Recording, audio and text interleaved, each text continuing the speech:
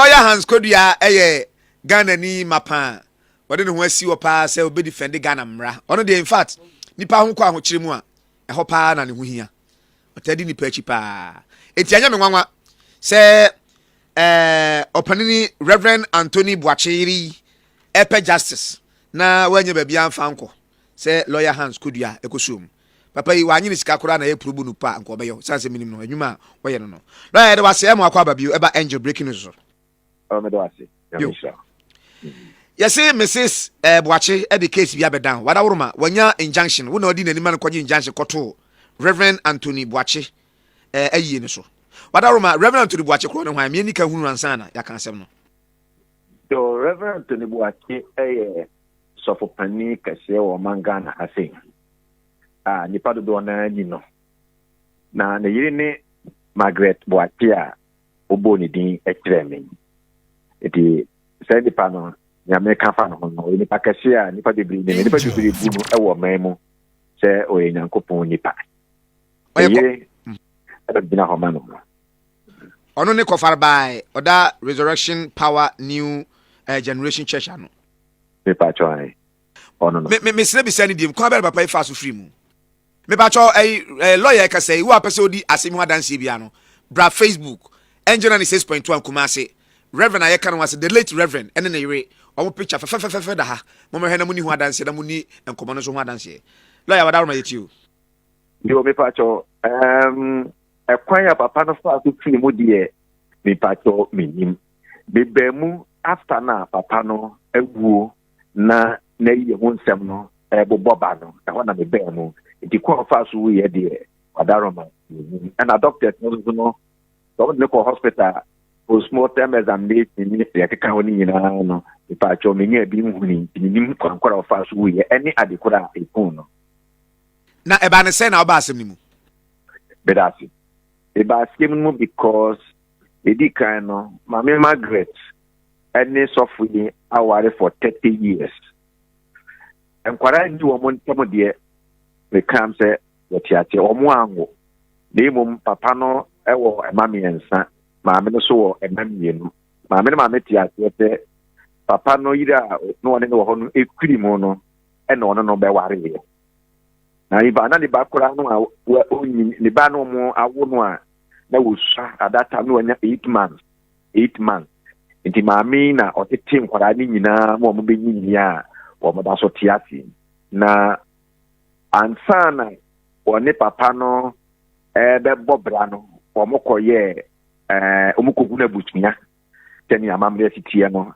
introduce omo amabusunya sinkonya agi omotumu se eyire ni wokunu anso ha na omosa ko asori don ekoye wedding esin sankrata to awade no so 30 years ni awade ni yemuru no ede wo ho ewo brem na emu papa ni free mo no o free mo no ba ko ese maame no asori mpanifo no ne maame no ntam no enhyeda enwo papa adikuru ntia netisa no me enhyeda enim me mo mitrim nka bibi me dum ato nchen na wo be ya 1 week no nam se na asori mpanifo ne maame no ntam ewo ntawantawa bi ntino se maame no wo mo ne no nka mumu enya 1 week no asem no kopia mfie panifo eka se okay baby ya duro no wo de asorefo mo ne mabusuafo no nkoye mo 1 week maame wo so koye 1 week ne mu be duro yiye ni dia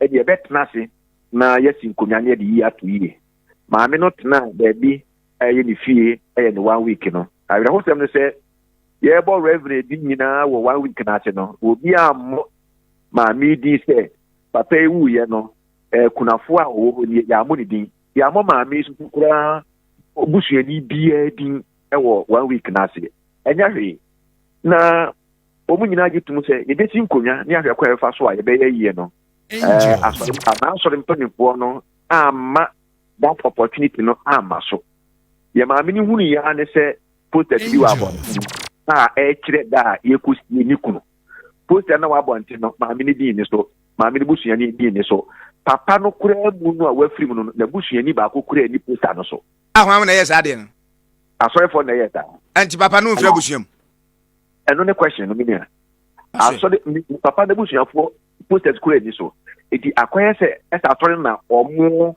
aye se omo take over everything fine now ahimfie efre se okay ya kan se be tin konwa ne ayi da ide be ye no ma to me sa dem 1 2 3 4 omo amfi na je sa akwaya se ma me no omo yi na si nchen na awe ho se mo se omo fisi date no ya kan kire ma me no da ye di efi bibia no omo anka kire nti poster ne ba e was no lawyer e go fu e kwa mo paso treat me enye se bia ani brebi enti na me prikikikiki ya ware me certificate ni na amamru mu ha no ye nyina ye fira kan ma mu ha me kana kan am akan side be ma wu a ne yiri wo duties bi ana memre kwa no woni ma bi a eso ye edi gani kunu bye bye eko atiasefo asase so asamado ifiri atiasefo asase so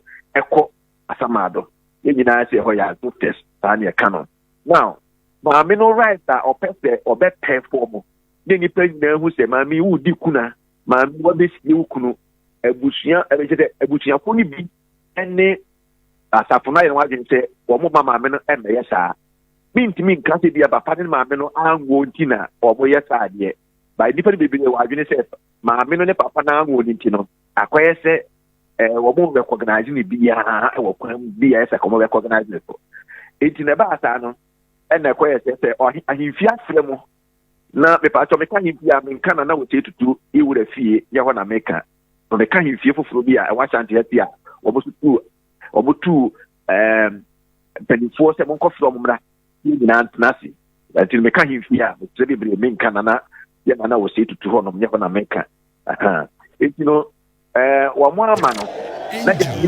bia yi ma me na si nchen dia and my message and ya fan ko da court na omo make dem na de kurunti a me ni mi kuna bobra 30 years ya ngumpa eni obi asem na 30 years no ye kosi mi kuna asafunu pete me meka ho am ya kosi mi kuno ye mu mi dini kura wo ba bia se papa na ye ne me ena me ye ko je injunction ena court so grant injunction ma ai eti obi sa ya na kakra e ho no no na asore no kire se papa yi sabe ofira busuamu ana na mpo osumsumpa ena asafo no epe heavy ama na kura no sabe ofiri ba bia ansa na oba asore no.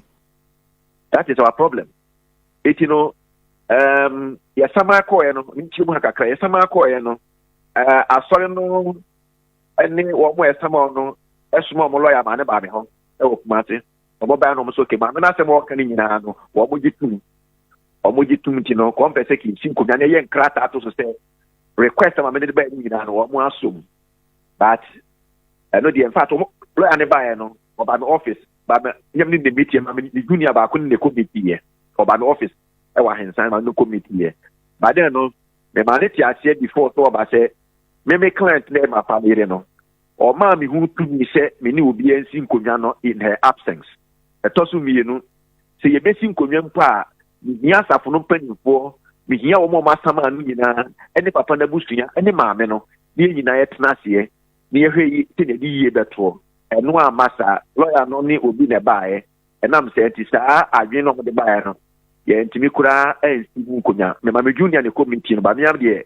me ne lawyer na nhia eno mo sa de call back to Accra enura ena lawyer no e file be a friend appearance document de come ma wo ni nyina no o mo be file appearance indicating say document de bere o mo ne court injunction ni nyina no o mo nsa aka o mo ye ready say asem no o mo so e wo hu bia o mo so ba be kan akire court enti no o mo file appearance de o mo mi o mo nu kan bibia defense and o mo file affidavit no position bia se bia ni se ni enti e twa time a o mo so de o mo defense beba however injunction ya kwaji ya no in law no ya friend a limited or interim injunction 10 days enti no 10 days no before said that no let's see a file another injunction the file is here and the interlocutory injunction I know the to so and the 30 years ko unique case ni we edaso yes a court we year fi so no ya file ne nora me no ka say ya several mu nyina wa kra no pe ya ya dia 21st August enti no obi sa ya ye wo no Madaruma mami di ne ho bebo papa mfie aduasa na papa na tia sore no No one tia sorry no. It's what the mammy in Yano Tia sorry no. Oh sure, no more living resurrection church. I hold on we are wedding no. Or we are wedding and a papa and the mamma no eti or more and on betia sorry. Inti mamma and the papa no and the shady bia me a copim bra papa di free. That's a young quine in a boss in a mamma and it wonderful.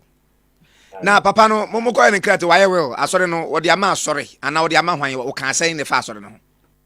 And now, sorry, Nankasa formation, who cry partnership, and Papa Nankasa in a ye. I saw this no.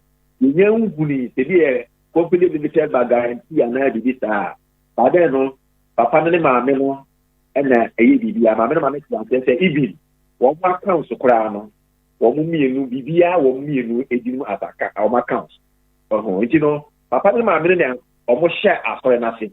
And I said, a degree by the OTCA. I'm going to come and meet you. I said, one more branch is more than even 20 in US. If you were other countries, if you were Ghana, or more, you know, and now so I get one.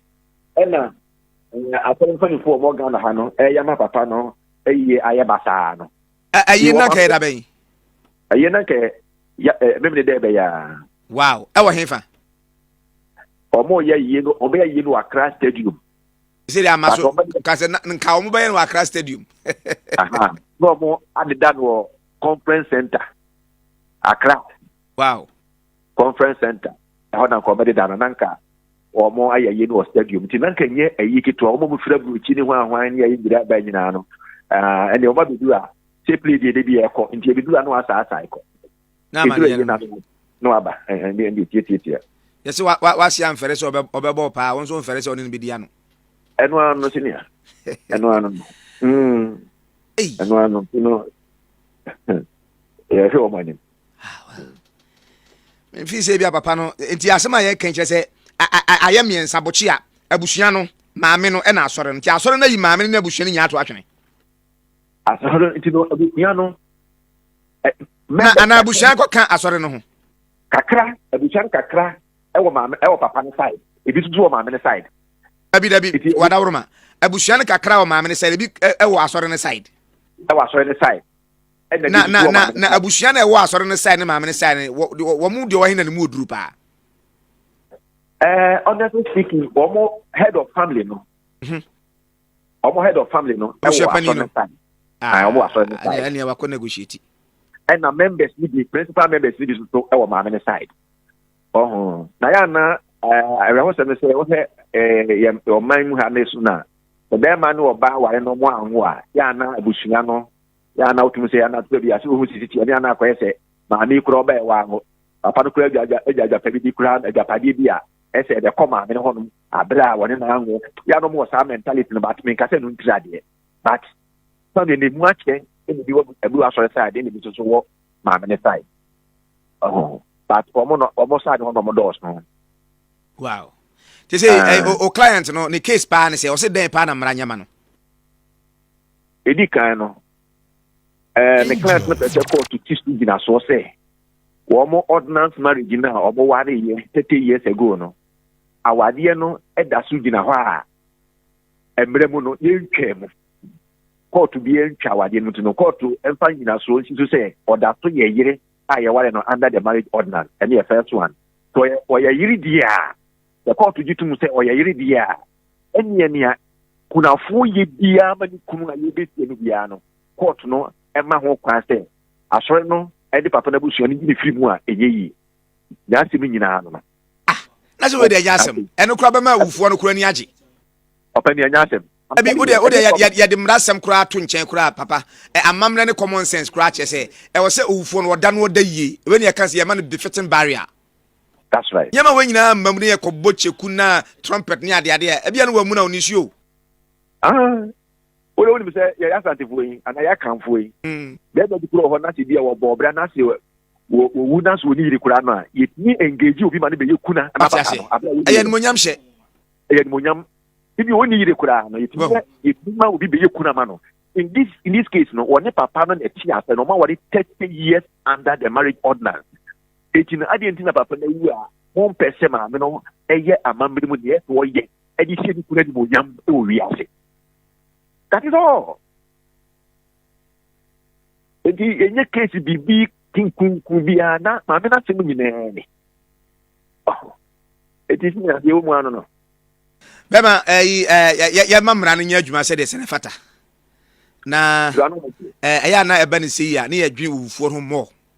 That's right. Edwin wufuo ho mo pa ayesi wo pe na somdwe kura na afi etwe ha benku da bi na ebundi na radio bundi konkonkonko yo ye mpese obesa man twentwen tie ko ba na se bia mbepese mbo yi asem na kofie kura koka ya no agu nsem Adaroma bibia de dana kwemo ye nyina na somdwe ne yepe tie kokko to mo fale nkrata no mo tia cheche ma me ne da so ye yiri na mo be ya tumu se no mo be kan chire office no o be ma me no aye ekuna 10 year man mu no ya no a case ne be discontinue the same day na court den shark at ye ni yam ko dia dance bia ko evidence bia to mo tia se 10 year ye kan sana enya that day no no you be file terms of settlement here before the court for consent judgment yeah simple ya kan mami asoro no ko o mo mane tena ba bi o so tena be 4 months answer na papa ni be wo no enam ntawa na asore mpanifo ne maami wonti no maami ni yi FP asore no ekwa another branch check